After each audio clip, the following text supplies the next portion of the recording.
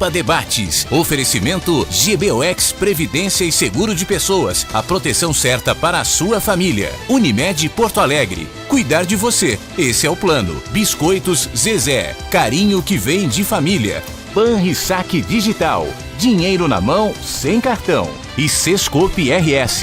Cooperativismo. A grande força do Rio Grande. Sejam muito bem-vindos. Substituo hoje Paulo Sérgio Pinto, que participa do Festival de Publicidade na Serra Gaúcha, com essa chuvinha, com esse frio maravilhoso que está chegando. Os assuntos do dia serão analisados e debatidos pelos convidados da TV Pampa. Fábio Crespo, leiloeiro rural, o advogado Nestor Heim e o chefe do Ministério Público do Estado do Rio Grande do Sul, Marcelo Dornelles. Bom, nós estamos acompanhando o maior julgamento da história do Tribunal Superior Eleitoral. Grande interesse, transmissão ao vivo. Nunca a mais alta corte eleitoral do país discutiu, debateu e vai decidir sobre o futuro do presidente da República. Independentemente do resultado, o resultado pode ser absolvição, pode ser absolvição da chapa, pode ser absolvição apenas do vice, como é a pretensão do atual presidente Michel Temer, pode haver a condenação, pode haver um pedido de vista. Bom, são as possibilidades, né? E envolvem também, no caso de condenação, recurso. Mas, processo à parte, eu pergunto o que vai ficar de todo este episódio que expôs, ainda eu usei essa expressão na coluna do jornal e do Portal O Sul hoje,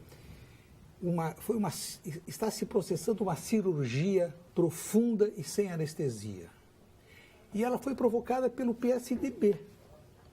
Não fosse a iniciativa do PSDB, magoado, chateado, machucado com a derrota para a chapa Dilma Temer, não estaríamos acompanhando esse processo que põe a céu aberto, escancara toda a corrupção que envolveu Caixa 2, que eram circunstâncias já bastante conhecidas. Acho que os eleitores quase que, apesar de tantas as denúncias feitas, achávamos que isso não tinha mais jeito, né? Já estava incorporado. Mas o que fica do episódio em si, de todo este desenrolar dos acontecimentos, que agora já se sabe, irá até sábado? Doutor Marcelo, o senhor com sua larga experiência no Ministério Público. Boa tarde, Armando Burdi. É uma satisfação te encontrar aqui no programa na TV Pampa. Nestor Heim, querido amigo, nosso leiloeiro, o Kézio, que está chegando aqui, se fardando para entrar aqui no programa. Olha, eu confesso que hoje eu não fiquei... Eu via só manchetes, né? Porque eu, desde as 9 horas, estava envolvido lá, não consegui ver televisão. O rádio foi no carro agora, só manchetes na internet, mas não é difícil de comentar o que está acontecendo, né? O voto do ministro Benjamin Herman, nós estávamos aguardando. Ele é oriundo do Ministério Público, do 5º Constitucional, no STJ. Já esperávamos que fosse um voto nessa condição, um voto que buscasse a condenação, pelo que se observava. Eu acho que o sentimento, esse é quase que não dá para dizer que é um epílogo jurídico, porque ainda vai ter a questão do Supremo, enfim, mas é a mesma coisa, né? Tem a ver com a Lava Jato, eu acho que tudo é tudo dentro do mesmo contexto. Com a diferença que agora se dá na esfera eleitoral. Ela vinha se dando na esfera criminal, mas a repercussão dos crimes, desses fatos que envolvem a eleição na esfera eleitoral, também tem uma punição, que é uma punição política, jurídica, que é a cassação, né? Independente do resultado lá, os processos criminais vão continuar, porque aí se busca a condenação criminal, aplicação de penas criminais. Eu acho que é mais e é importante que seja público, assim, que seja acompanhado, né? Isso não é uma coisa. Eu acho que tudo faz parte desse contexto que começou com o mensalão, de uma depuração, assim, muito estreita na política em alto nível, né? Em altos cargos de governo. E chegou depois com a Lava Jato, e a cada semana, a cada mês vem novidade da Lava Jato, a cada vez implica novos personagens mais importantes na esfera da República. E eu acho que, assim, na visão nossa, assim, e falo enquanto procurador-geral, é que a gente vê, assim, se é para ver um lado positivo nisso, é o funcionamento das instituições democráticas, republicanas, a pleno vapor, sem qualquer tipo de interferência. Isso é fantástico e é fundamental no Estado democrático de direito. Ou seja, a gente vê tanto na Polícia Federal, Ministério Público Federal, Poder Judiciário, a questão de Curitiba, o Tribunal Regional Federal, 4ª Região, o Supremo, né, no dia a dia, no cotidiano das pessoas, agora o Tribunal Eleitoral, que realmente não tinha um histórico assim, de enfrentamento de grandes questões, está lá enfrentando o voto o parecer do Ministério Público Eleitoral é pela cassação, o voto do relator se encaminha para isso, ou seja, as instituições demonstrando assim, que mesmo quando enfrenta questões que envolvem o mais alto cargo político da nação, se está vendo assim, com seriedade, com publicidade, com transparência, né, encaminhando as punições que tem que haver. Tá? A pergunta que eu tenho ouvido com mais frequência, que mais me tem feito, telespectadores, amigos, leitores, é se vai haver uma repercussão já na eleição de 2018, Nestor Rein. Será que este susto, esta provável punição, eu acho que tem todas as condições, está formado o cenário para...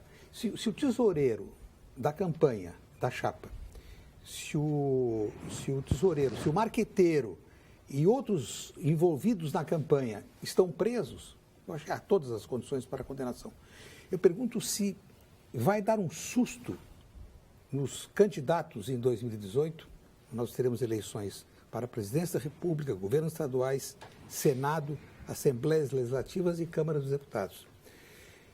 Vai dar um susto no sentido de que não mais vão considerar um fato comum, banal, pega dinheiro aqui, pega dinheiro ali, paga milhões para cá, jatinho, hotel 5 estrelas, grandes assessorias.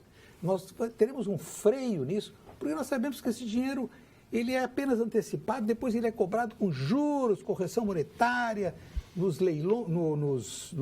nas licitações, dos editais, das concorrências, essa história toda. Vai haver reflexo em relação a isso, a esse comportamento nefasto que envolve a corrupção? Sim. Armando, permita, que eu sei que não é prática na televisão, primeiro saudar esse grande jornalista político do Rio Grande do Sul, que é o Armando Burdi. Muito obrigado. Os serviços prestados já de longa data, é apreciado por todos nós.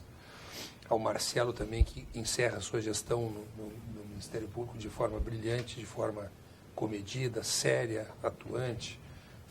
Foi uma experiência para nós gaúchos que somos do ramo, que o vimos atuar. Foi uma luz, foi uma coisa boa. Ao amigo Luquezzi também, que é um amigo inspirador, não é? E ao Fábio, que quando, ainda menino, começando a minha faculdade de Direito, eu filava o almoço na casa dele. É mesmo? Era uma família, é mesmo? Era uma família que me acolheu quando eu estava sozinho aqui em Porto Alegre. Então, tenho sempre esse prêmio de gratidão à família Crespo. Em relação a esse julgamento, eu penso que a melhor função que um tribunal superior tem é unificar a jurisprudência, ou seja, trazer aquilo que é o padrão de comportamento desejável para quem quer se eleger. E quando falaste um susto nas pessoas, um susto nos eleitores também, né? Que elegeram mal também, né? Reconduziram Renan Calheiros, etc. Um susto no eleitor também. O que se espera então, não se repita agora. Então, acho que os tribunais superiores têm essa função de dizer para a sociedade o que é um comportamento padrão numa eleição de ordem geral, como uma eleição à presidência da República. Como devem se portar os candidatos e todos que os cercam, tesoureiros de campanha, etc. Então, esse tribunal, esse julgamento no TSE, ele vai ter... É muito bom que ele seja televisionado, ao contrário dos televisionamentos no Supremo Tribunal Federal, que são péssimos para os julgamentos do STF, porque eles acabam sendo uma competição de erudição e não um julgamento objetivo. Julgamentos que levariam 45 minutos, 2 horas, acabam levando 6 horas, porque é uma competição de erudição. Fez muito mal ao STF, fez regurgitar uma competição entre os ministros. Ao contrário do STF, este julgamento do TSE é daqueles julgamentos didáticos.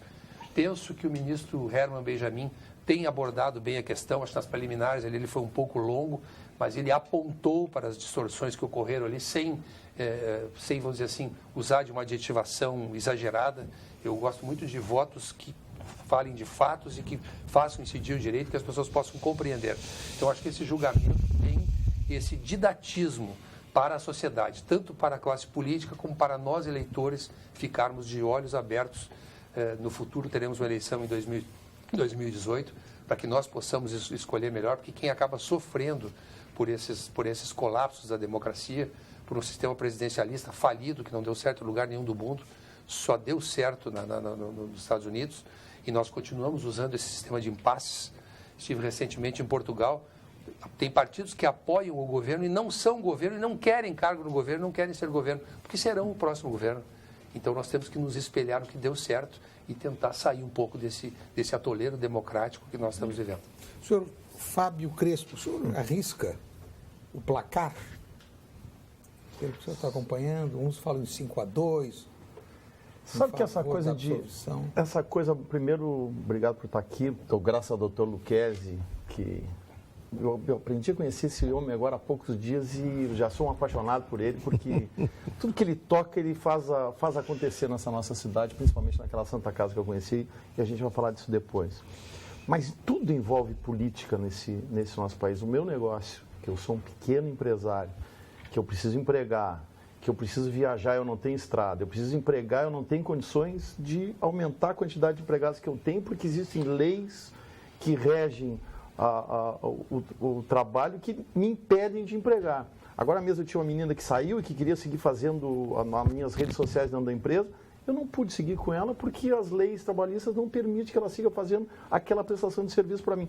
Tudo envolve esse julgamento em sendo aberto do jeito que ele está sendo, ou tudo sendo aberto, como está sendo, como falava o Nestor agora há pouco, faz bem para a sociedade. Essa coisa do vermelho, do azul, do A contra o B, do B contra o C, não dá certo, como disse o Nestor, só deu certo nos Estados Unidos. Aqui não tem como dar certo esse tipo de coisa, esse rancor, essa rusga que existe nesse país nos dias de hoje, tem que acabar para que ele possa andar de novo. E ele não está andando, começou a andar um pouquinho e veio tudo isso à tona de novo. Onde que nós vamos parar com isso? Eu não sei, eu sei que o meu setor, que o setor agropecuário, o setor da pecuária principalmente, ele hoje, o Nestor sabe disso, ele se autofinancia, ele não parou de dar emprego, ele não parou de trabalhar e ele segue fazendo esse país andar para frente. Se todo mundo for assim, eu acho que a gente consegue escapar disso tudo. Doutor Fernando Lucchesi, Armando, seja muito bem-vindo. Que alegria estar contigo aqui.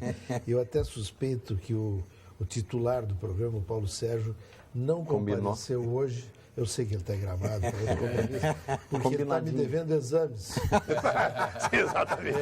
Exatamente. Ele está me devendo. Está em débito. Então, logo que eu telefonei para ele, não, vai ser o Armando, disse, aonde chega a capacidade de fuga? Né? Mas tudo bem. Tá oficial de saúde em cima dele, tem oficial de justiça, vamos botar um oficial de saúde em cima dele. Bom, eu tenho um conceito um pouquinho diferente com relação à próxima eleição. Eu acho que a capacidade da prática do crime, das práticas criminosas do ser humano é ilimitada. Eles vão bolar outras coisas. Esse pessoal é muito experiente no crime. Para ter nos conduzido dessa forma, Marcelo, até hoje, quer dizer, o que está surgindo aí, o que vocês já impediram no passado, que vocês são atuantes e fortemente atuantes. E quer dizer, aparece agora esse vulcão, vai ter mais vulcões. Esse pessoal até ontem estava fazendo isso. Veja, as últimas delações são recentes. É mala andando 15 dias atrás na rua, mala de dinheiro. Então, eu não acredito que esse país vai se depurar com tanta facilidade, só no susto, não. Porque a capacidade criminosa é muito intensa e ativa aqui nesse país. Acho que deu um susto, mas os mais prejudicados foram os bons políticos. Eu estou convencido disso. Esse é o grande problema. O custo da Lava Jato, etc., no país vai ser alto no sentido de realmente depurar, vamos perder algumas lideranças, o benefício vai ser espetacular, essa coisa toda, mas os bons políticos estão marcados. Isso é um grande problema. Existem muitos. Né? Muitos. Eu mesmo fui várias vezes, o Armando me conhece bem e me acompanha anos. Quantas vezes me convidaram para ser candidato, deputado estadual, deputado secretário da Saúde, e eu tive a visão de ficar fora. A clarividência. Mas porque eu tive um professor muito importante, que foi o Adib Jatene, o doutor Adib Jatene, ele entrou de cabeça, fez coisa e tal, saiu frustrado, porque não executaram nada do que ele tinha proposto. Eu acompanhei, primeiro, sempre fui muito a favor da criação do IPMF antes da contribuição, o imposto, porque eu sabia que seria um processo conduzido pelo doutor Adib Jatene. E ele não foi beneficiado com os recursos arrecadados. E toda vez que vinha ao hospital, ele vinha com muita frequência ao grupo Hospital Conceição, e eu já tinha entrevistado 4 ou 5 vezes, e numa das vezes em que ele veio, num sábado, ele desceu do automóvel, 9 horas da manhã, haveria um café da manhã, eu fui convidado, teria a oportunidade de conversar com ele, para mim era uma honra muito grande, mas ele estava com um tom assim, e ele me viu e disse, olha, eu vou te antecipar, tu vai estar em primeira mão no país, eu estou largando essa porcaria. Estava gastado. Não posso mais frequentar o Ministério da Fazenda e não sou joguete. Eles se comprometeram a repassar as verbas do novo imposto para a saúde e não estão passando. O valor é o mesmo, eles estão recolhendo, jogando em outra área, sei lá qual. Claro. Então, a dignidade do Dr. Jatene, que abdicou da sua clínica para beneficiar a população com sua competência, com a sua credibilidade, porque muitos dos parlamentares que resistiam à criação do imposto me disseram, eu estou cedendo, eu estou contrariando o meu íntimo, porque eu não posso negar um pedido do Dr. Jatene. Está lá a grandeza dele. Na noite da votação do CPMF, eu recebi um telefonema de noite do senador Pedro Simon. E foi muito engraçado, porque ele disse, olha aqui, ó, quero registrar contigo aí. Estou votando no Adib Jatene, não no CPMF. É isso. Quer dizer, ele realmente convenceu. E ele contou claramente para mim, em determinado momento, ele disse como é que foi o dia seguinte, que ele foi ao presidente, que era o Fernando Henrique, e chegou lá e disse, olha, conseguimos passar, agora temos recursos na saúde. E ele disse, doutor Adib, passe lá no Clóvis Carvalho, que era o chefe da Casa Civil, né? Ministro-chefe da Casa Civil, porque isso vai para o Caixa Único do Tesouro. Aí então, ele disse, então o senhor me considere demissionário. E aí ele disse, então, doutor Adib, o senhor espere para não gerar uma crise do governo. Ele contou para nós isso. Então, é uma vala comum. Cai na vala. Agora, vocês falaram sobre 2018, né? Alguns indícios preocupantes para 2018. No país de origem da família do Dr. Lucchesi, na Itália, a Itália passou por um processo semelhante ao Brasil. A Operação Mãos Limpas teve mais ou menos uma configuração e colocou em xeque os partidos, e colocou em xeque a política. Teve a transição para o Berlusconi e a política chegou ao seu grau mais baixo de prestígio junto aos italianos. Os italianos passaram a ser uma economia importante da Europa, vivendo apesar da política. As pessoas, o cidadão comum, já não olhava mais para a política. Ele dizia assim, não, nós temos que tocar a nossa vida, porque essa gente não tem jeito mesmo. Nós estamos muito próximos disso. Isso aí. E o segundo indício, para mim, que muito me preocupa como cidadão, porque acho que não há solução aos países senão na política, é o desinteresse dos jovens pela política. Cada vez mais, os jovens desacreditam. E se os jovens, que são o cimento, o fermento que vai fazer crescer a consciência, o país, jovens que são importantes pela formação que estão recebendo, desistiram, é uma situação que preocupa muito. Como vai se exercitar a cidadania e como vai se desenvolver essa eleição, porque o Fábio falou bem, esses polos que se repelem, eles chegam ao ponto de, pela disputa política, prejudicar o país. Eu vou apenas enfatizar o aspecto da tentativa de desprendimento da economia da política. Primeiro que os empresários estão furiosos com o PSDB, porque a saída do presidente Temer anula a possibilidade da votação da reforma da Previdência, da reforma trabalhista, e os investimentos vão cair. Está sendo observado, inclusive, pelos investidores do estrangeiro. Mas aqui no país, apesar de toda a política estar lomba abaixo, a economia segura o país. Com esses dados que eu vou apenas relembrar. A inflação está abaixo do centro da meta de 4,5%, fixado esse dado, esse percentual, pelo Conselho Monetário Nacional, está abaixo. Isso é raríssimo na história do país. Segundo, o Comitê de Política Monetária segue na trajetória de queda de juros e deverá chegar ao final do ano em 8,5%, o que vai representar uma redução no pagamento dos juros da nossa dívida, que já está na casa dos trilhões.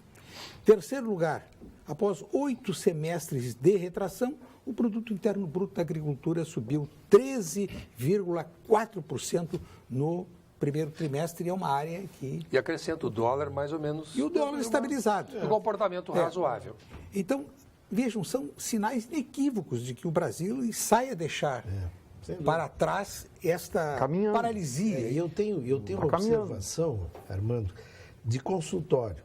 Porque lá passa o pessoal que está falindo, por causa ainda das coisas, e passa o pessoal que está saindo.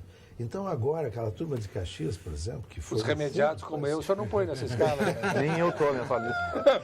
O que acontece? O pessoal de Caxias já chega e diz assim, olha, estou sentindo uma diferença. Aquele pessoal de autopeça, etc., já estão sentindo que... Inclusive, um deles me disse essa semana uma coisa interessante, disse que logo no dia seguinte da denúncia do Joesley, que deu aquela confusão toda, ele tinha um grande pedido da Mercedes-Benz, um enorme pedido, que vem desde janeiro aquecendo, mas aí seria o momento. E ele ficou esperando o cancelamento. Esperou um dia, 2 dias, 3 dias, no quarto dia os caras confirmaram o pedido. Bom, outra coisa, esse eu considero o ponto alto. Conhece meu consultório, né? Frequentas. Aquela enorme televisão da sala de espera estava sempre no Globo News. Os caras chegam para a secretária e dizem, bota ali o outro canal, troca do Globo News. Que eu quero ver isso agora, né? Isto aí, isso aconteceu essa semana e estamos salvos. É aquela história que aconteceu na Itália, a repetição da Itália. Nós vamos trabalhar e vamos cuidar do nosso negócio e deixa que esses loucos... Aliás, fiz um sucesso lá essa semana. É mesmo? Eu disse para a médica que fez o exame aquele da esteira. Da esteira, eu disse, a minha pressão é 10,5 por 8, eu disse para ela. E a senhora vai fazer 4 protocolos comigo. Nos 3 primeiros minutos, meu batimento vai ser tanto. No segundo vai ser tanto, no terceiro vai ser tanto, e no quarto eu vou chegar no final dos 3 minutos com 158 batimentos. Ah, não brinque. Aí ela disse assim, não faço mais exame com a senhora. E foi, deu certo, deu na cabeça. Burdi, eu queria comentar isso para não trocar de assunto sem que eu fizesse um contraponto. Né? A questão dessa desvinculação da economia e da política, porque na verdade o que se demonstrou agora, especialmente na questão da Lava Jato, foi uma participação muito efetiva do empresariado na corrupção. Né? Então começa com toda a questão do Odebrecht, que não termina, ainda tem outras grandes empreiteiras, né? Fantásticas empreiteiras desse país, que construíram praticamente tudo nesse país, que estão envolvidas diretamente na corrupção. Corruptores ativos. Agora vem a questão da JBS e outros. Então, assim, aí falarmos, né, no teu comentário, de que os empresários estão preocupados com o PSDB, por causa que não vão votar. Não vão votar a reforma, é isso que eu quero chegar. Na reforma da Previdência, que talvez para alguns tenham dito, e é isso que eu quero chegar. Né? Porque os grandes, os absurdos devedores da Previdência, quem são? São os bancos. Ou não? É verdade. São os bancos. Então, são os bancos que enriqueceram nesse período todo, ganharam fortunas, são os principais devedores da Previdência, mas devedores mesmo, de bilhões. A corrupção está toda ela interligada com construção, com obras, construção civil, com grandes empresas. Então, é um contexto assim que eu só queria pontuar isso, até para pudesse até haver um debate, de que não pode descolar a política da economia, né, e as reformas, porque tem se visto, e aí por isso eu estou pontuando, o discurso de colocar no colo dos servidores públicos o problema da Previdência. Quando, na verdade, se todo mundo cumprisse o seu papel e que, historicamente, o dinheiro da Previdência serviu para o desenvolvimento, e nem vou falar em desvio, se pegava o recurso da Previdência para o desenvolvimento, e aí, claro, na hora de pagar, faltou. Né? Então, eu queria, até para permitir eventualmente o debate, não deixar transitar, pelo menos a minha opinião é contrária, e queria pontuar isso em relação às reformas que estão encaminhando aí. Para debater, então, a corrupção ativa, não há dúvida nenhuma de que esses setores empresariais, principalmente das construtoras, que são donos do Brasil há décadas, né? Não começaram agora. E aí, efetivamente, isto aconteceu. Devedores da Previdência. Bom, devedores da Previdência, tem 2 vetores aí. Os bancos não estão devendo para a Previdência. Os legisladores são tão ruins que criaram as chamadas teses tributárias. Ruins. Mas estão discutindo judicialmente essas questões. Aí agora nós estamos vendo que eles são ruins. Não estou dizendo. A legislação foi comprada para favorecer. Claro, aí é classe dominante. Eu não estou fazendo juízo de valor. Eu só estou dizendo que possibilitaram a eles esse tipo de protelação que envergonha a pátria, que nos cria problemas. A Previdência Social, ao longo do tempo, gerou recursos desviados por outros setores que criaram muito dessa crise que está aí. Mas também criaram-se ao longo do tempo aposentadorias especiais. E eu concordo. Que, por favor, por exemplo, nós tínhamos juízes indicados advogados indicados para o tribunal que ficavam 5 anos no tribunal e se aposentavam com proventos integrais, levando os quinquênios da advocacia. Então, imagina com a longevidade que as pessoas têm aqui no Brasil. Então, isso aconteceu realmente. Agora, continuam. Agora, vou dizer uma coisa que, para mim, que advogo é muito dura. Né? Tem coisas no Brasil incompreensíveis. A Suzane Richthofen matou a mãe, ajudou a matar a mãe, e teve o benefício de sair da cadeia no Dia das Mães, porque era Dia das Mães. Não é um país sério. Não é um país, não é correto. Eu sei que eu vou me compatibilizar com um monte de gente por causa disso, na minha profissão. Não é possível pagar R$ 4.677 de moradia para quem tem moradia. Não é possível. Não é possível.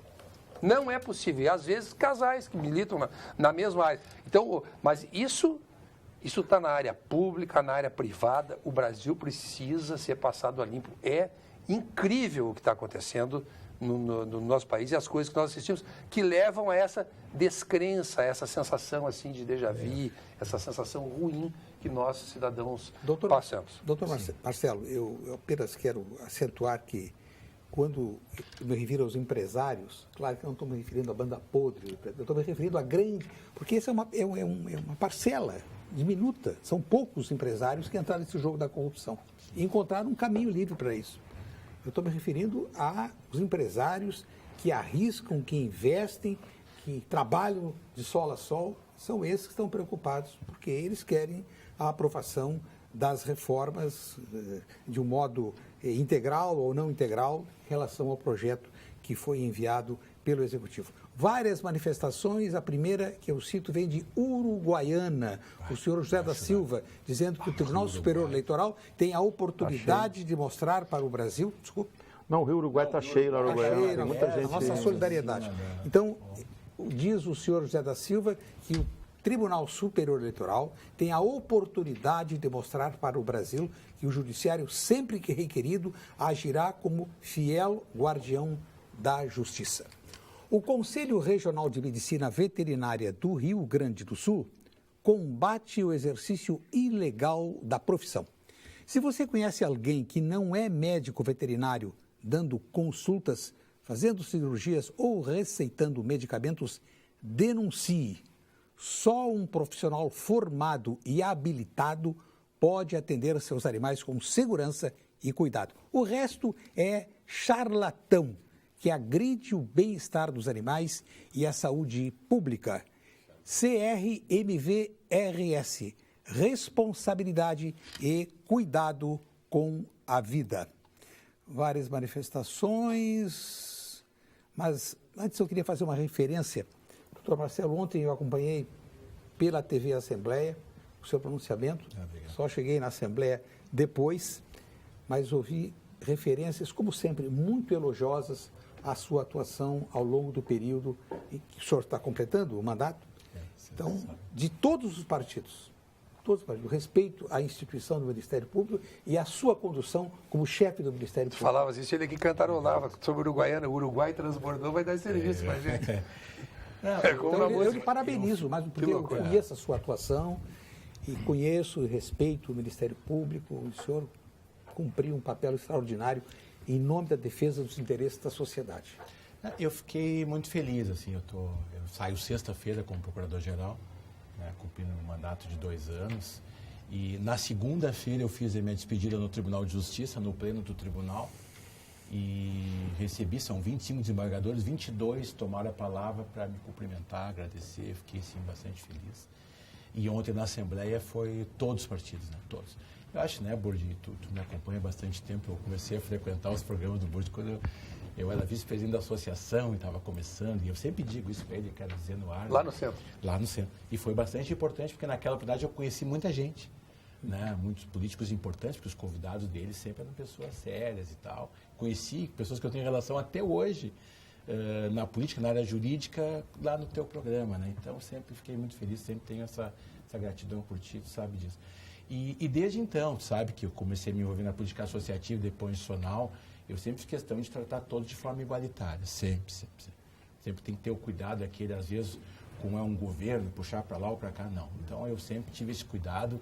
E ontem ficou muito claro, não tem nenhum partido que tenha tido qualquer privilégio ou qualquer contraponto por si só da minha atuação. Né? Então, sempre atendi todos respeitosamente, atendendo o que podia, agindo, contrariando interesses sempre, mas sempre muito claro, sempre muito transparente, sem subterfúgios. E fiquei assim, bastante feliz assim, com a manifestação de todos eles lá. Foi uma coisa bastante Eu tenho uma pergunta para o Marcelo, posso? Pois não. Pergunta distante, médico ali de província. Esse teu cargo, Marcelo, é daqueles que dá duas grandes alegrias, na posse e ao sair? Sabe que a gente sai muito cansado, sabe? Parando para cá, assim, é porque é muito intenso, né? Que a instituição do Ministério Público cresceu muito, ela tem braços em tudo que é área, né? A gente fala no criminal, mas aí foi juventude, direitos humanos, ambiental, saúde, ambiental, a área de saúde vocês são fundamentais. Então eu tive, assim, até comentei ontem, assim, uma atuação, porque eu tenho, assim, empregado e eu preciso mudar, e no Ministério Público conseguir mudar a cultura da judicialização da saúde. Eu acho que é um grave problema, é um equívoco. Então, eu tenho, assim, falado muito sobre isso, tenho tomado atos concretos sobre isso, né? Mas só que eu vou sair mais ou menos, porque eu saio, mas eu vou continuar colaborando como subprocurador-geral institucional, que é uma coisa que eu já vinha fazendo e tal, mas não é a mesma coisa. A gente efetivamente sai muito desgastado, assim, muito cansado psicologicamente, é muita tensão, é muito envolvimento. Então, realmente dá uma alegria. E quando sai, assim, com alguns cumprimentos, alguns reconhecimentos, melhor deixar a saudade do que sair. Claro. Opinião da senhora Regiane Mota. Parabeniza a bancada, adoro todos vocês. Muito obrigado, dona Regiane. Mas estou enojada desta quadrilha de Brasília. O Brasil tinha que tirar todos os corruptos e começar do zero. Senadores, a maioria corruptos, ministros, deputados. Opinião de dona Regiane Mota. E agora vamos com a mensagem do Conselho Regional de Engenharia e Agronomia, CREA-RS. CREA-RS, em foco. Todos os profissionais da área tecnológica exercem suas funções amparados pelas leis federais número 4.950-A/66 e número 5.194/66. Garantem 6 salários mínimos para uma jornada de trabalho de 30 horas semanais e 9 salários mínimos para uma jornada de 40 horas semanais. O CREA-RS, um órgão de defesa dos profissionais e da sociedade, atua para o cumprimento das leis, notificando empresas e órgãos que não estejam de acordo com ela. Portanto, para garantir que o direito ao salário mínimo profissional seja assegurado, é importante que você esteja em situação regular no Conselho. CREA-RS, valorização de defesa da área tecnológica. Muitas outras manifestações, vamos ver. Matar uma família no centro de Sapucaia, rajadas de tiros. Quais as opiniões sobre o desarmamento? É a pergunta do senhor Gustavo Nienoff. Bem, eu fui criado no interior do estado, né, e continuo tendo minha atividade no interior. E a segurança pública, ela passa por uma defecção de pessoas, e no interior isso se abate ainda de uma forma mais pungente, mais complicada. Como é que eu vou estar num fundo de campo, no interior lá de Camaquã, de Uruguaiana, e não vou poder ter uma arma, porque se eu tiver uma arma, óbvio que se chegar no efeito surpresa, me pegarem, não vai ter jeito. Mas se o sujeito está chegando e vê que eu porque eu estou calçado, você diz, não vou lá porque a hipótese que o sujeito vai de qualquer maneira. Bom, tudo bem, mas eu tenho uma chance, eu tenho a possibilidade. Agora, se eu não tiver nada, se eu não tiver forma de me defender, não tem jeito.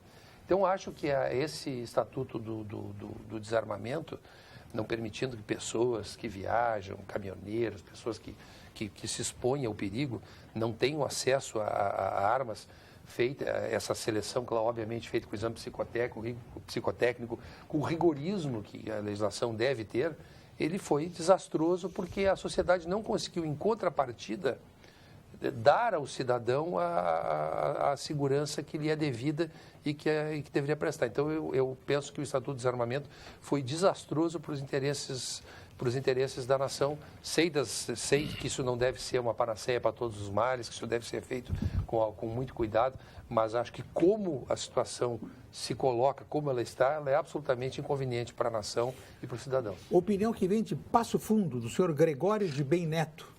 Quero dar a minha opinião sobre eleições. O povo não é culpado de ter votado em A ou B. Os culpados são os governantes do país que deixaram o povo analfabeto das letras e politicamente para eles governarem como bem entenderem e sempre contra o povo. É a opinião do senhor Gregório de Bem Neto. A posição. Eu posso comentar a questão do desarmamento? Claro. Porque esse assunto sempre vem, né? E a minha opinião é diferente da do Stroheim. Eu acho assim... E vamos pegar o caso concreto, por exemplo. Foi uma rajada de... Uma rajada em Sapucaia. Mataram a família, rajadas... Isso. Ok, vamos no caso concreto. Vamos considerar que alguém tivesse arma ali. Ia fazer diferença? Nenhuma, né? Então, assim, eu tenho dito, assim, às vezes debato algumas vezes com o Paulo Sérgio Pinto aqui sobre isso, ele também tem opinião na mesma linha aqui no Stroheim, que muitas pessoas têm isso, né? Eu tenho dito o contrário, tá? As estatísticas mostram que a maioria das reações de pessoas a assalto, elas morrem. Elas morrem, tá? Os roubos hoje em dia, eles normalmente se dão de 3 a 4 pessoas armadas. Mas será que eles iriam com tanta facilidade invadir a casa se não tivesse a arma? Eu tenho um caso de um amigo meu que em uma semana assaltaram ele 2 vezes em Viamão. Não, mas eu estou com a reação correta. A reação Não, não estou dizendo que tem a reação. Não, mas a questão é mas será que ele vai lá na casa dele sabendo que tem uma arma lá dentro? E vai para buscar arma. Isso eu te digo com também segurança, vai. Tá? Então, assim, por exemplo, é diferente de tu ter uma arma na propriedade rural e na tua casa. São coisas diferentes. Pois bom, mas o que eu defendi foi isso. Isso eu concordo. Então tu não está discordando de mim. Não, eu discordo tu falando dos caminhoneiros e tal, usar armas. Pessoas que estão expostas ao perigo. Por exemplo, quem se expõe... Isso o estatuto permite. Desculpe, quem se expõe mais ao perigo? Um caminhoneiro que vai daqui a Santa Vitória ou um promotor público que está aqui em Porto Alegre? Vocês têm direito a ter arma. Mas o e meu registro de arma. Bom, mas para aí. Mas eu vou trocar um pneu no meio da imensidão lá do Taíno. Nós podemos ficar na mesma situação. Se ele furar o pneu, está ferrado. Sim, mas vocês têm uma arma para dar um tiro para cima, não vem que não tem. O médico agora, se me pegar durante a noite. Não vamos ficar nisso. Agora, concordo com a reação. Reagiu, tá morto. Vai te surpreender com o que eu vou dizer. Meu porte é funcional, tá? Porque eu atuo com isso, né? Nós trabalhamos diretamente com criminalidade e eu não uso arma. Tá bem. Tá? E se o caminhoneiro parar e furar o pneu e ele está trocando o pneu e ele está armado, sabe o que vai acontecer? Ele vai dar mais uma arma para o criminoso. Mais que isso não vai acontecer. Ele vai dar mais uma arma ou ele vai morrer. O fato de ele estar armado e chegar um carro com 3, 4 caras armados e ele ter uma arma vai significar suicídio. Mesma coisa para semana passada, sim. Mesmo com vocês. Sim, semana pegar passada. Vocês também. Só vai ser mais uma arma bandido. Eu concordo. Pois é. Por isso que eu não uso. Mas os teus colegas usam. E buscam o registro. Muito poucos. E não matam promotor há 30 anos. Não, muito poucos. Agora matam gente interior, matam caminhoneiro. Não, é assim, matam pessoas de é muito simples. Perigosas. É bem simples a nossa discussão, tá? Em casa, na propriedade rural, sem dúvida nenhuma, tá? Agora, os crimes que têm acontecido não é... Claro que tem. A maioria não é. É nos carros, é na rua, chegando em casa, vai parar 1, 2 carros, 3, 4 pessoas armadas. O uso da arma aí, ou tu vai entregar a arma para ele, ou tu vai morrer. Isso é estatística. Semana passada teve um enfrentamento com 2 delegados federais, morreram os 2. Teve um outro assalto na frente... mas aí era outra coisa. Sim, aí era, na frente, aí era aqui no Praia de Belas tinha um policial federal... Num puteirinho, policial federal... um policial federal, estava esperando a esposa na frente do shopping, foi no roubo, reagiu, tomou um tiro, não sei, até nem sei qual é a situação dele. Né? Agora, um dos shows que eu tive aqui, tinha sido naquela semana um coronel do Exército assaltado, sofreu um tiro e morreu. Eu estou dando só exemplo de pessoas que lidam com arma na sua profissão. Lidam com arma. O cidadão achar que tem arma... Aí eu vou dizer uma coisa para nós brigar até o outro dia, tá?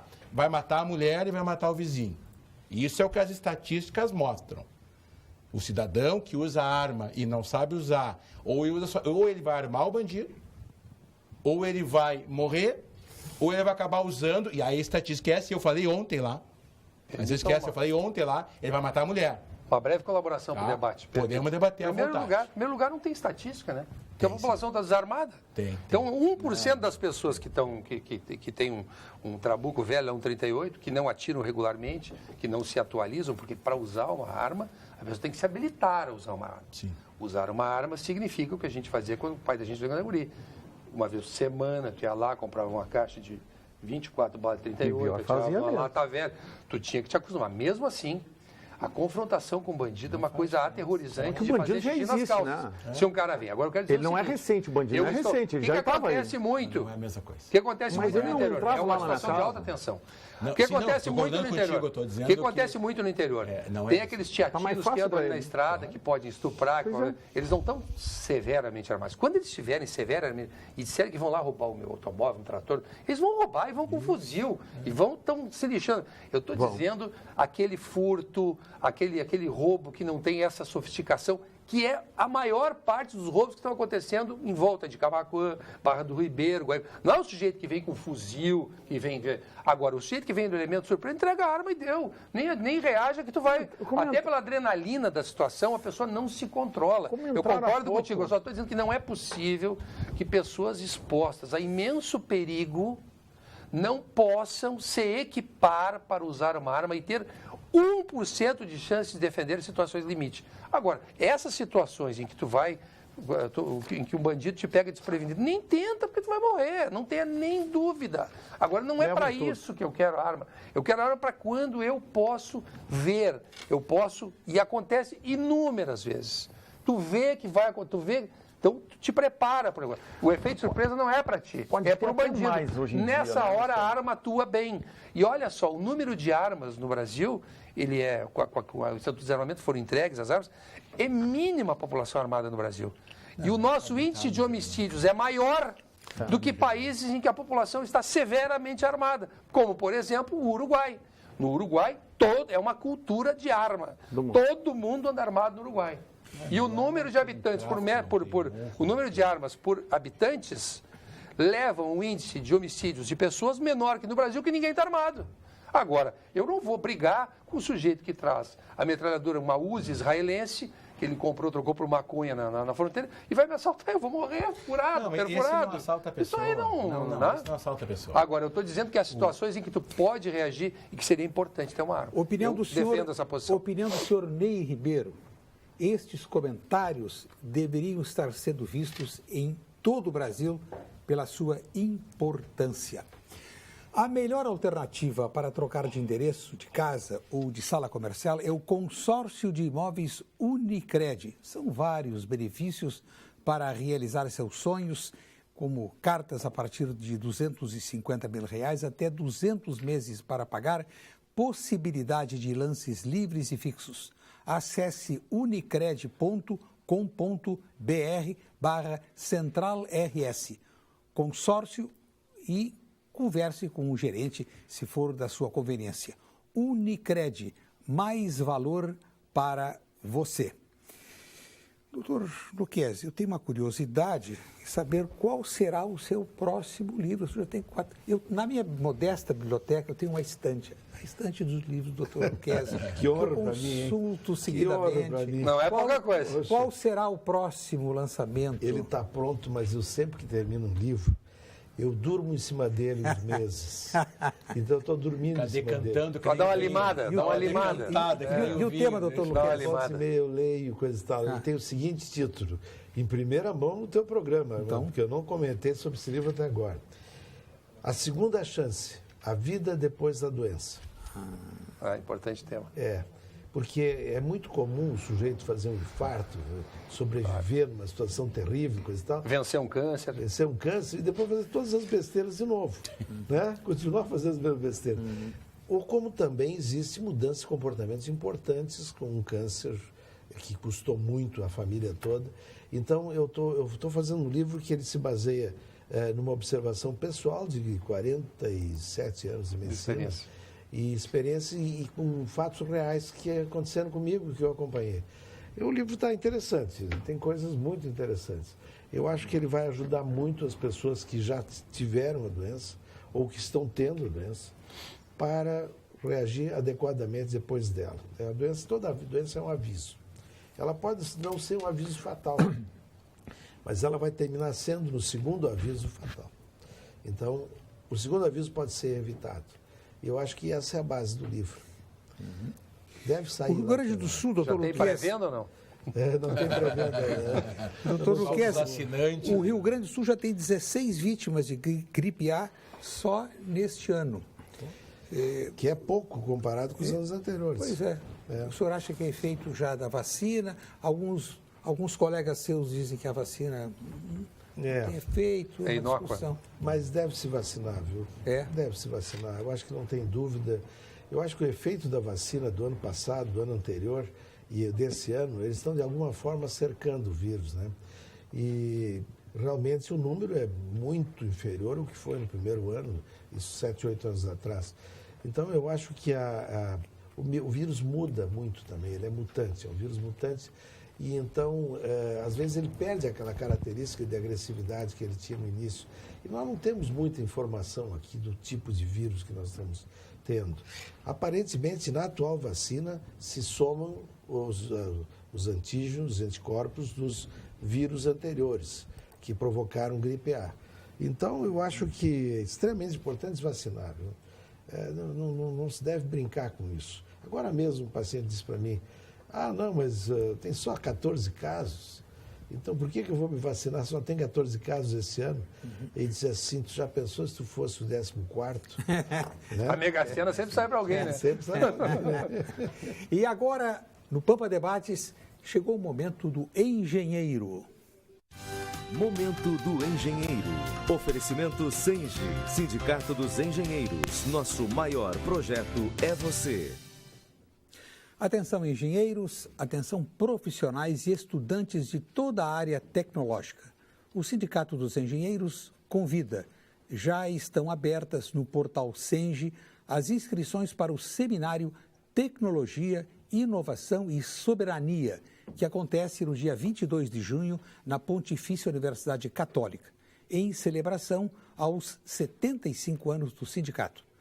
Participe deste momento, no qual os desafios da engenharia brasileira como vetor do desenvolvimento serão tratados nas palestras de especialistas como Osiris Silva, Luiz Antoniazzi, Ricardo Maranhão, Renato Oliveira, Eduardo Giuliani, entre outros.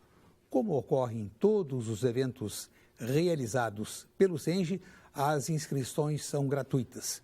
Acesse o portal www.senge.org.br e garanta sua inscrição. Conheça a programação também. O seminário Tecnologia, Inovação e Soberania é uma realização do Senge e da Federação Nacional dos Engenheiros com apoio do CREA-RS, Sindicato dos Engenheiros. Nosso maior projeto é você. Não poderia deixar de perguntar ao Nestor Reis sobre a sua expectativa em relação ao jogo. É amanhã o jogo? Amanhã. Amanhã o jogo contra a Chapecoense? Amanhã. O seu time engrenou? Às 19h30. O Grêmio engrenou. Os times de futebol, eles são um carrossel de emoções, né? É mais ou menos como navegar no Cabo Horn, ali, que fica já na Patagônia chilena. Tá tudo bem com o barco, daqui a pouco começa a onda subir, descer. E assim é a vida dos que gostam de futebol. Então, recentemente aconteceu com o nosso clube co-irmão essa situação aí está numa outra divisão. Eu nem mexi com os meus amigos, porque eu passei por esse sofrimento pessoal e como sou dirigente, também não gosto de cavocar esse tipo de situação. Não, duas como o Internacional. O Internacional jogou, está jogando a primeira, mas já tinha ido em outra ocasião por um problema de falta de pagamento lá e tal, mas isso acontece. É duas também. Mas não há problema, duas ou uma, não jogou. Porque isso é que nem outras coisas da vida. Depois que for a primeira, a segunda, a terceira, vai que vai ver. Pode... Opinião do senhor Gilmar. Não, mas peraí só terminar. Pois não. Eu fiquei muito satisfeito, foi uma coisa extra-futebol que aconteceu na Arena do Grêmio, certamente já aconteceu com o time, com o irmão. Eu estava lá no último jogo da Libertadores e vi um rapaz, assim, bem jovem, fardado com uma bermuda e uma camisa do Grêmio. E ele dando uma entrevista, uma parede de microfone, eu disse, mas quem é esse cara? Aí cheguei, era o Douglas Costa, que joga hoje na Alemanha, no Bayern. E aí ele conversou comigo, o Romeu, dizendo assim, presidente, eu adoro o Grêmio, quero acabar minha carreira no Grêmio. Sempre que eu estou de férias em Porto Alegre, eu venho aqui prestigiar e assistir os jogos do Grêmio. Eu acho que nesse ambiente do futebol, essas coisas são exceção. Normalmente é um ambiente meio morfético, assim, meio desconfiado e tal. Então, quando um jogador professa por um time de futebol essa bem-querença, é uma coisa que faz bem ao torcedor. Certamente já aconteceu com o time do Marcelo, com outros jogadores, mas é uma coisa bonita saber que a pessoa saiu de um clube, tem o sucesso que o Douglas Costa tem na Europa e ele, quando vem a Porto Alegre, ele se lembra de prestigiar o time dele. Foi uma coisa bacana. O próprio Tyson, e extra futebol, né? Volta aqui, eles vêm, visitam, vão nos jogos. Eu quero também fazer uma referência ao jogador que foi considerado em todas as seleções do Campeonato Gaúcho, melhor lateral esquerdo e revelação, 26 anos, o Sander. Foi uma pena que o Grêmio, o Internacional, não se interessaram. Ele foi contratado pelo Sport, vai fazer uma grande temporada, um grande caráter, um grande jogador. Olha, como aconteceu com outros jogadores que disputaram o Campeonato Gaúcho, o Cruzeiro chegou em segundo lugar na fase de classificação, todos eles já foram para clubes da Série A, da Série B, do Campeonato Brasileiro, todos eles saíram lamentando, porque o Cruzeiro não tem suporte para sustentar salário durante o ano inteiro. Mas esse carinho... Só ficou um jogador? Sim, o Novo Hamburgo. Agora, nos escapam grandes jogadores por diferentes razões, né? Porque muitas, por exemplo, eu lembro do Lucas Lima, esse que joga no Santos, que jogou no Internacional. Não jogou nada aqui no Internacional. Nada. E o Kleber? Aí o sujeito chega e diz assim, mas por que não ficaram? Mas é que ele não jogou nada aqui. Lamentavelmente, não foi lá e jogou. Aconteceu também com o Grêmio isso. Às vezes o sujeito vem aqui e não joga. O Kleber foi um equívoco do Palmar desde o início, que nunca foi um grande jogador. Mas está jogando um bolão lá. Não, mas ele pegou a fase áurea do D'Alessandro, meia canhoto, quer dizer, é difícil, quem está subindo não consegue espaço. É difícil. Isso acontece em vários. É difícil. Sempre tem, né? Escapa. Opinião do senhor Gilmar de Nova Petrópolis. Nova Petrópolis está realizando um evento. Novo Hamburgo, um evento turístico. Pegou a fase do Vitor. Muito bonito nesse final de semana. Só tem um jeito, proibindo a reeleição de qualquer cargo de políticos em todos os níveis. Só assim haverá renovação. Opinião do senhor Gilmar de Nova Petrópolis. Muito obrigado, senhor Gilmar. Os senhores concordam com essa definição? Eu acho que precisa uma coisa a mais. Uma constituinte exclusiva. Bom. Eu acho que nós precisamos repassar tudo, porque ficou muito complicado e a minha opinião é que para acertar o país agora, primeiro, ninguém pode se reeleger, uma constituinte exclusiva com ninguém que tenha cargo público e cargo eletivo nos últimos 8 anos e que não possa se eleger nos próximos 8 também. Eu acho que nós temos que gostaria de participar de uma coisa que eu dissesse assim, por 10 anos tu não pode te eleger para nada. Tu faz a Constituição nova e 10 anos tu não pode exercer cargo público. Eu toparia. O nosso medo... Não tenho condições, mas nessas condições que tu está colocando, eu assinava imediatamente. O problema é uma Constituinte nova. Com essas mesmas pessoas, eles vão destruir o Ministério. Não, por isso que o doutor Lucas falou exclusiva. Por isso que ele falou exclusiva. Não, com essa condição de não ter sido parlamentar anterior. Claro. Senão eles vão... Uma opinião de um telespectador, lamentavelmente não assinou, mas eu vou referir, não costumo fazer isso, mas dado o sentido até bem humorado, o ministro Herman Benjamin, no seu voto, disse que só os índios não sabiam, estamos discutindo se as provas da Odebrecht valem ou não valem para a inclusão nesse processo, porque foram provas apresentadas posteriormente. É uma discussão em torno disso durante o debate no Tribunal Superior Eleitoral. E o ministro Herman Benjamin diz que, abre aspas, só os índios não sabiam que a Odebrecht havia feito colaboração, fecha aspas. E aí o telespectador diz, aí eu discordo, porque Lula não sabia também. Não, e os índios sabiam, porque os índios hoje têm acesso aos meios de comunicação. Essa questão interessante da questão da prova superveniente, depois de estar delimitada ali por uma inicial, né? É complicado é uma situação difícil. Esse catálogo para o Armando aqui. Sim, receberei com muito prazer e muita honra Leilão do Bem, catálogo de obras de arte. 13 de junho de 2017, às 19h30. Junho ou julho? Junho. Semana que vem. No Centro Histórico Cultural Santa Casa, que é um patrimônio maravilhoso que Porto Alegre ganhou. Que local. Quem não conhece, tem que conhecer. Tem que conhecer. É realmente muito bom. O que é isso aí? Isso aí é o seguinte, nós criamos, por força já comentei aqui no programa outras vezes, das necessidades de pacientes que vêm do Brasil todo para se tratarem na Santa Casa, criamos uma casa de apoio, que se chama Casa Madriana, para abrigar esses familiares, esses pacientes. Em um ano, essa casa já abrigou 630 pacientes. Então, isso foi uma coisa fantástica. As crianças, principalmente crianças, sabe? 70% crianças, chegavam do norte e nordeste com uma camisinha, Marcelo, imagina, no frio, camisinha e calçãozinho. Chegavam aqui, nunca ouviram falar de frio, né? E a gente tinha que fazer campanha do agasalho no aeroporto, levar para o hospital. Aí essas crianças, enquanto eram internadas, as mães dormiam no colchonete do lado. Mas quando elas eram operadas do coração, principalmente, a maioria vem para operar do coração aqui, do Acre, Maranhão, Piauí, etc. Aí as mães tinham que dormir embaixo dos carros da garagem, na praça da Conceição, nos dias mais quentes. E elas vinham com uma diária de R$20, paga na volta. O que tu acha, Armando? Fantástico, né? Então tinha mães que vinham para cá passar um mês com R$50 no bolso. É um desastre. Bom. E aí então nós criamos essa possibilidade e as irmãs franciscanas nos doaram um prédio que fica em frente ao Hotel Embaixador. 5 andares. Então ali nós temos já 30 apartamentos em funcionamento, vamos a 60 talvez em um ano e meio. E o que aconteceu é que nós precisamos sustentar isso aí. Isso dá um custo de 70 mil por mês e temos conseguido muito apoio.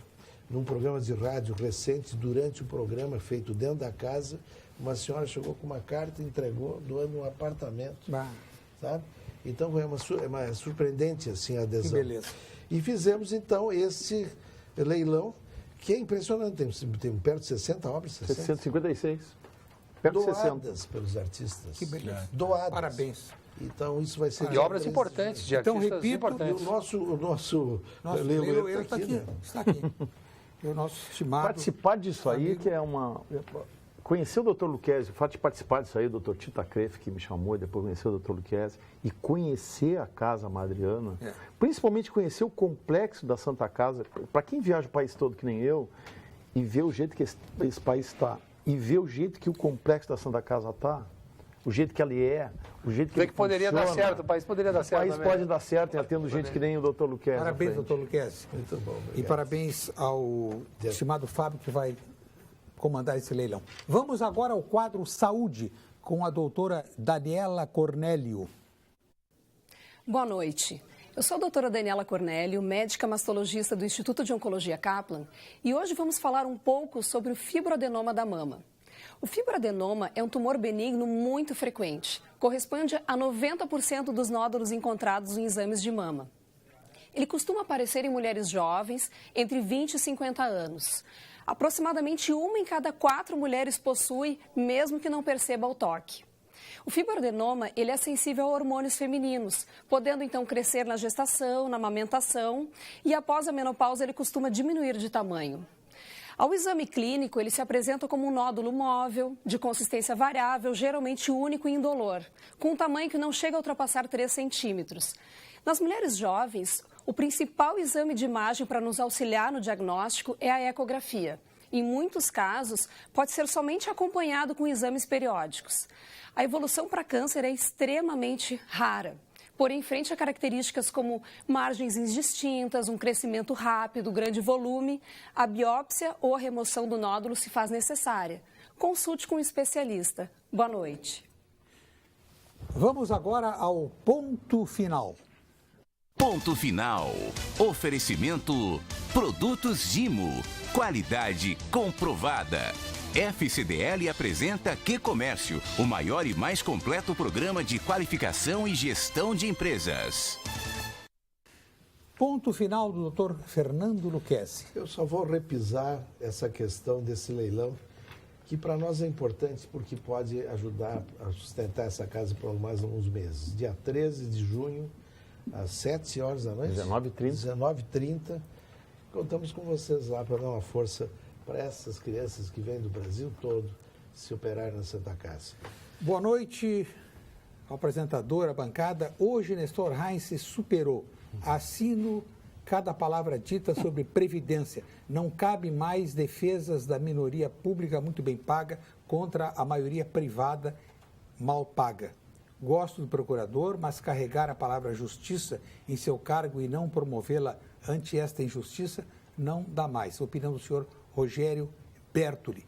Ponto final do leiloeiro Fábio Crespo. Bom, Armando, eu queria reforçar o convite do Dr. Lucchesi para que compareçam lá às 19h30, no dia 13 de junho, ali no Centro Histórico Cultural, que é maravilhoso. Quem não conhece, vale a pena ir lá conhecer o Centro Histórico. E estar ajudando essa casa que precisa, todos os meses, bancar esse valor de 60, 70 mil reais, abrigando nesse momento 30 quartos que vão ser, e o Dr. Lucchesi chegou a falar, que é mantido. As pessoas estão lá dentro com todas as refeições. Então, compareçam lá no dia 13. Ponto final do advogado Nestor Heinz. Bem rapidinho, a minha intenção na minha fala é dizer o seguinte: a reforma da Previdência vai pesar sobre a população mais pobre. Mas a verdade é que a Previdência está falida. Quanto mais tempo, e faliu por incúria, principalmente governamental, de sucessivos governos. Quem vai sofrer mais são as pessoas de renda mais baixa, mas, lamentavelmente, está quebrado. Prosseguir só vai prolongar essa agonia. Algum tipo de coisa tem que ser feita. Foi essa a minha manifestação, foi nesse sentido, e parabenizar a todos os que estão envolvidos com esse leilão do bem. O vazio que muitas pessoas vivem hoje seria suprido com muita tranquilidade, com um pouco mais de caridade. Ponto final do Dr. Marcelo Dornelles, Procurador-Geral de Justiça do Estado do Rio Grande do Sul. Queria cumprimentar também o Dr. Lucchesi, o Fábio Crespo, por esse evento aqui, vou fazer o possível para estar presente também. Estava olhando, as obras são muito bacanas. Só uma frase dizer ao cidadão que provavelmente ele não sabe os bilhões que os bancos devem à Previdência, que estão discutindo, né, juridicamente. Mas prejudica. Né? Então, provavelmente, se ele soubesse disso, não teria, talvez tivesse opinião diferente. Para mim foi uma honra vir aqui, é provavelmente o último programa jornalístico que eu participo como Procurador-Geral de Justiça. Então, foi uma honra o convite do Paulo Sérgio, a presença do Armando Burdi, né? E vou continuar à disposição do programa, de vocês, da sociedade, lá no Ministério Público. Sou promotor, né, concursado, de carreira.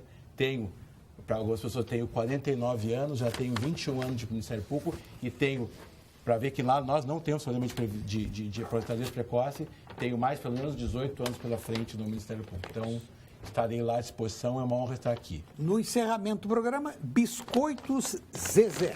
Biscoitos Zezé. Essa delícia que vem de Pelotas. Sou amigo do seu Zezé. Amigo do Zezé? O filho dele é meu cliente. Está. Então, chegamos ao final do programa. Dá uma notícia boa antes, né? Eu vi que o Marcelo olhou aqui uns brincos muito bonitos. Acho que a esposa dele, depois de os namorados, vai ganhar uns brincos aqui. Está vendendo, né? Merece, tá aí, ó. Merece. Tem que vender o leilão.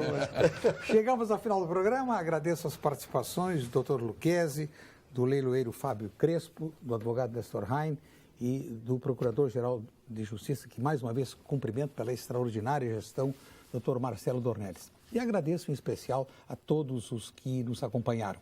A seguir, notícias com Vera Armando, logo depois o Atualidades Pampa. Mais uma vez, muito obrigado e até amanhã.